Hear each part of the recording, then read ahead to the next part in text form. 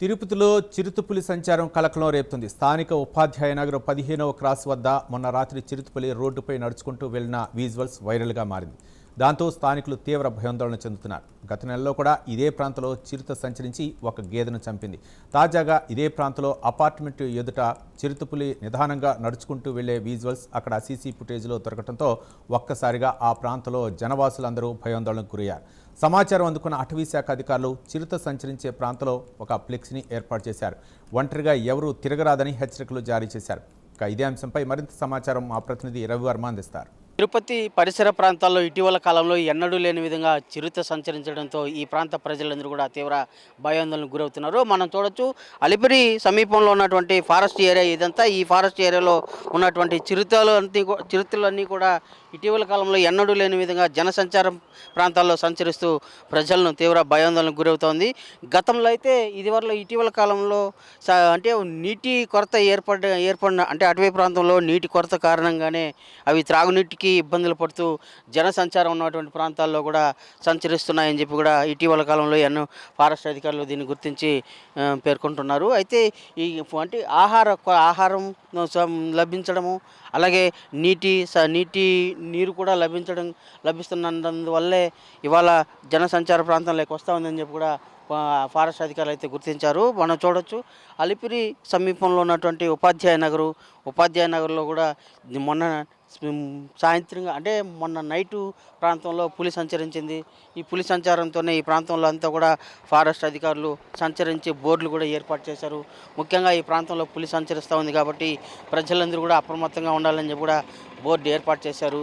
అదే కాకుండా ఉపాధ్యాయ నగర్ ప్రాంతంలో ఉన్నటువంటి ప్రజలందరూ కూడా ఈ ప్రాంతంలో వేస్టేజ్ చేస్తారు కాబట్టి ఈ వేస్టేజ్ చేసే ఆహార పదార్థాల వ్యర్థాలను కూడా వేస్తారు కాబట్టి ఈ వ్యర్థాల్లో ఉన్నటువంటి పదార్థాలను సేవించేందుకు కుక్కలు వస్తాయి. వాటి కోసం చిరుతలు ఇక్కడికి వస్తున్నాయని చెప్పి కూడా అధికారులు గుర్తించారు.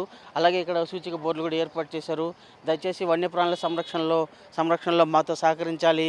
వేస్టేజ్ అన్నింటినీ కూడా వన్యప్రాణులకు హాని కలిగించే రకంగా ఉండకూడదు. వాటన్నిటిని కూడా మున్సిపల్ అధికారులు సూచించిన విధంగానే ప్యాక్ చేసి వేయాలని చెప్పి కూడా ఫారెస్ట్ అధికారులు ఇక్కడ సూచిక బోర్డులు ఏర్పాటు చేశారు. ఇదే ప్రాంతంలోనే మొన్న రాత్రి కూడా చిరుత సంచరిస్తూ ఈ ప్రాంత ప్రజలను తీవ్ర భయాందోళనకు గురి చేసింది. అలాగే ఇదే కాకుండా అంటే ఉపాధ్యాయ నగర్ ప్రాంతంలోనే కాకుండా అటవీ పరిసర ప్రాంతంలో ఉన్నటువంటి కాలనీలన్నింటిలో కూడా చిరుత సంచరిస్తూ వస్తూ ఉంది. దీని కారణంగానే ఈ ప్రాంత ప్రజలందరూ కూడా తీవ్ర భయాందోళనకు గురవుతూ వస్తున్నారు. మనం చూడొచ్చు, స్థానికంగా ఉన్నటువంటి ఇక్కడ కొంతమంది ఉన్నారు, వీళ్ళని అడిగి తెలుసుకునే ప్రయత్నం చేస్తాం. సార్, ఇవాళ చిరుత సంచరిస్తూ వస్తూ ఉంది, మీరు ఈ ప్రాంతంలో ఉంటున్నారు, ఎలా సార్, ఎట్లా ఏంటి, మీకు ఎప్పుడు కనబడింది ఏంటి? సో జనరల్గా తిరుమల కొండ మీద చూస్తుంటాం చిరుతపులులు తిరగడం.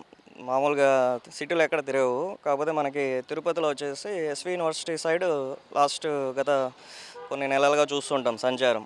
సో రెండోసారి మనకి ఇటు ఉపాధ్యాయ నగర్ అంటారు దీన్ని. అంటే ఇది కొండ చివరి ప్రాంతం.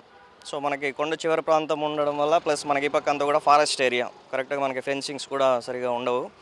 సో రెండుసార్లు ఈ ఏరియాలో కనపడడం జరిగింది. సో మొదటిసారి దీని బ్యాక్ సైడ్ అంటే దానికి వాటర్ దాహమైనట్టున్నాయి. సో నీళ్ళ తొట్టి దగ్గరకు వచ్చి వెతికిందనమాట. సో అక్కడ వాటర్ లేకపోవడం వల్ల మళ్ళీ రిటర్న్ వెళ్ళిపోయింది. అది ఫస్ట్ టైం గుర్తించారు. మళ్ళీ రీసెంట్గా ఒక 2 days బ్యాక్ ఇదే మామూలుగా ఈ మెయిన్ రోడ్ ఉంది కదా, అటు నుంచి నడుచుకుంటూ వస్తుంది సెంటర్లో. అంటే మామూలుగా రోడ్డు మీద సెంటర్లో రావడం అనేది మనకి కొంచెం ఆలోచించాల్సిన విషయం. ఎందుకంటే ఆ టైంలో ఎవరైనా వెహికల్స్లో వెళ్తూ ఉన్నా కానీ ఇబ్బంది అయ్యే ఛాన్సెస్ అనేవి ఉంటాయి మనకి. సో ఇంకొకటి ఏంటంటే అది చాలా బక్కచిక్కిగా పోయింది. అది అంటే దానికి సరిగా ఫుడ్ లేక రోడ్లలో ఏమైనా దొరుకుతాయనే ఒక అభిప్రాయంతో వచ్చే ఛాన్సెస్ ఉంటాయి. ఇంకోటి ఏంటంటే ఇటు మనకి ఆ లాస్ట్ నుంచి ఈ లాస్ట్ వరకు సీసీ కెమెరాస్ కూడా ఎక్కడ లేవు. అంటే ఏదైనా ప్రమాదం జరిగినా కానీ మనం దాన్ని ఐడెంటిఫై చేయలేమన్నమాట. ప్లస్ నైట్ 11, 12 వరకు మనకి ఇటు సైడ్ వెహికల్స్ కూడా వస్తూ ఉంటాయి. ర్యాపిడో డెలివరీ వీళ్ళు బాయ్స్ ఉంటారు అనమాట. సో ఇంకొకటి పిలిగ్రిమ్స్ కూడా వచ్చే ఛాన్స్ ఉంటుంది. ఇక్కడ మనకి హోమ్ స్టేస్ చాలా ఉన్నాయి.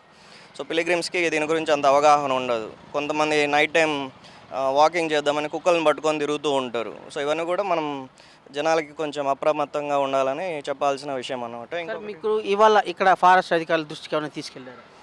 సో ఫస్ట్ టైం చిరుత ఐడెంటిఫై అయినప్పుడు కొంతమంది వచ్చి ఇక్కడ వెళ్ళి చూసినట్టు తెలిసింది ఫారెస్ట్ డిపార్ట్మెంట్ వాళ్ళు. కాకపోతే సెకండ్ టైం కూడా వచ్చింది కాబట్టి దీన్ని కొంచెం మనం సీరియస్గా తీసుకుంటే ఏదైనా ప్రమాదాలని మనం అరికట్టడానికి ఛాన్స్ ఉంటుంది. సో కొంచెం ఇన్వెస్టిగేట్ చేసి దానికంటూ ఒక ట్రాపింగ్ సిస్టమ్ కానీ లేదంటే సీసీ కెమెరాలు అరేంజ్ చేయడం కానీ ఏదో ఒకటి వాళ్ళకంటూ ఒక ప్రాసెస్ ఉంటుంది కాబట్టి సో వాళ్ళు ఖచ్చితంగా సీరియస్గా తీసుకొని దీని మీద ఒక యాక్షన్ తీసుకోవాలనేది మనకి సజెస్ట్ చేయొచ్చు.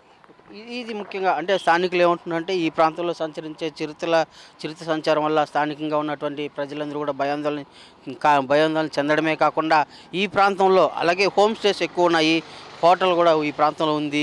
ఈ ప్రాంతానికి పిలిగ్రిమ్స్ కూడా ఎక్కువ మంది వస్తూ ఉంటారు. ఇదే టైంలో ఎప్పుడు పిలిగ్రిమ్స్ వస్తారో వాళ్ళకి ఈ ప్రాంతంలో చిరుత సంచారం తెలియదు కాబట్టి మరింత ఇబ్బంది కలిగే అవకాశం ఉంది. భవిష్యత్తును దృష్టిలో ఉంచుకొని అధికారులు కూడా ఈ ప్రాంతంలో సీసీ కెమెరాలను ఏర్పాటు చేసి కట్టుదిట్టమైన భద్రతాపరమైన చర్యలు చేపట్టాలి. అదే కాకుండా కేవలం సూచిక బోర్డులు పెట్టి మా అనిపించుకోవడమే కాకుండా ట్రాప్ చేసేందుకు బోన్లు కూడా ఏర్పాటు చేసి తగిన చర్యలు చేపట్టి ఎలాంటి ఇబ్బంది లేకుండా ప్రజలకు భరోసా కలిగించేలా ఫారెస్ట్ అధికారులు చర్యలు చేపట్టాలని చెప్పి కూడా స్థానికంగా ఉన్నటువంటి ప్రజలైతే సూచిస్తూ వస్తున్నారు. అయితే ఇదే సమయంలోనే ఇలాంటి చిరుతల సంచారాన్ని ఎప్పటికప్పుడు కూడా పరిశీలించి వాటిని అక్కడి ట్రాప్ చేసి మరీ ఫారెస్ట్లోకి పంపించేలా బోన్లు ఏర్పాటు చేసి వాటిని బంధించి మరి ఇతర ప్రాంతాలకు తరలించాలని చెప్పి కూడా అధికారులు అయితే ఇక్కడ స్థానికులు అయితే సూచిస్తున్నారు. అదే కాకుండా ఈ ప్రాంతంలో సీసీ కెమెరాలు ఏది లేని కారణంగా ఎప్పుడు ఏ టైంలో ఏది వస్తూ ఉంది, ఏ జంతువు వస్తూ ఉంది అనేది కూడా ఐడెంటిఫై చేయడం కూడా కొద్దిగా స్థానికంగా ఉన్నటువంటి ఈ ప్రజలకు కానీ వీళ్ళకందరూ కూడా భయాందోళనకు గురవుతున్నారు. సీసీ కెమెరాలను కూడా ఏర్పాటు చేయాలి.